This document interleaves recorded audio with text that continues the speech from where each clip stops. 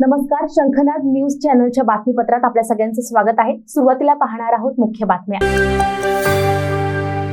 छत्रपती संभाजीनगर तालुक्यातील अंजनडोह मतदान केंद्रावर ईव्हीएम मशीनमध्ये बिघाड झाला आहे।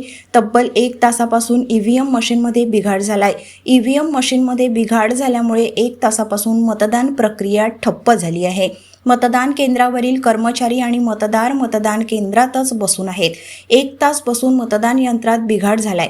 खुलताबाद शहरातील 56 नंबरच्या मतदान केंद्रावर ईव्हीएम मशीन 4 वेळा बंद पडलं। ईव्हीएम मशीन वारंवार बंद पडल्यामुळे मतदारांच्या रांगा लागल्यात। ईव्हीएम सतत बंद पडत असल्यामुळे मतदारही वैतागले आहेत। नंदुरबार तालुक्यातील दुधाळे गावांमध्ये असलेले एक मतदान केंद्रावर यंत्रात बिघाड झाला। मतदारांना त्यामुळे बराच तात्काळ थांबावे लागले। त्यानंतर प्रशासनाने या ठिकाणी मतदान प्रक्रिया सुरळीत केली। मतदान प्रक्रिया शांततेत पार पडत असताना अचानक यांचा हत्ती काळात झाल्यामुळे मतदान प्रक्रिया खोळंबली।